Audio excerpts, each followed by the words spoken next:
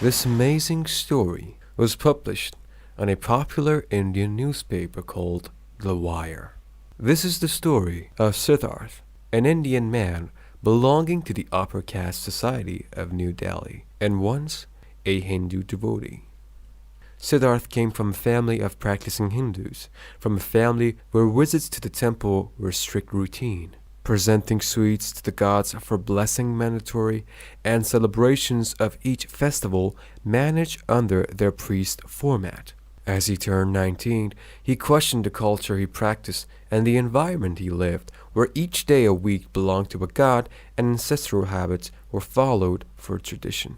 Upon receiving no legitimate answer, Siddharth set off to write his own. Siddharth picked up the Quran, the Book of Allah, practiced by Muslims around the world, and studied the contents that lay upon it. He was inspired by the message of Islam and heavily advocated for Islam's narrative of equality, stating that equal respect for all, be it a beggar or a banker, should be a mandate to live life. As Siddharth stepped further into the religion that translated the word peace, his environment at home constricted. He started to secretly offer salah, fast for Ramadan, an annual custom. Sensing the distance, his family and friends kept a close watch on him and regularly looked for any signs that would lead them to understanding his antics. Unfortunately, a usual family raid in his room led to his family finding his Islamic cap, a prayer book, and prayer beads. Siddharth's friends in his society also questioned his family about the recent entries in the local mosque. At 23, Siddharth was disowned by his own blood and left to fend for himself on the streets. However, none of the inconveniences deterred him from his calling, and soon after, he converted to Islam in a local mosque and assumed the name Shadab in 2012.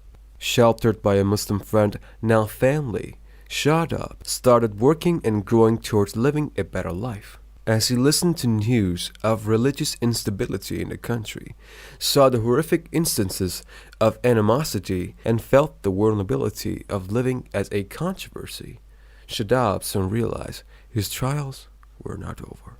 Playing the role of Siddharth by day and unmasking the reality of Shadab by night, he lived life. As the adhan was recited, Shadab reached forward to wear his prayer cap but stepped backward when Siddharth came up to stop him. As Shadab listened to the sermons in a local mosque, Siddharth's knowledge of temples beckoned him to follow tradition. Shadab lived life under a constant shadow of Siddharth for 8 years, until the Delhi riots happened. He realized it wasn't him leaving Hinduism that spurred the animosity. It was the acceptance of Islam, its values and ideals.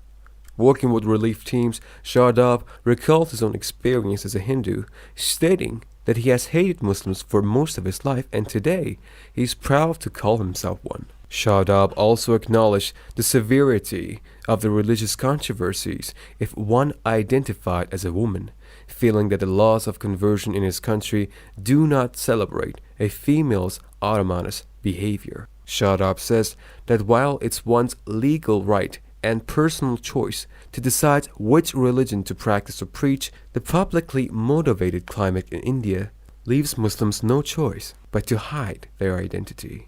May Allah help all the Muslims and keep us safe from any harm.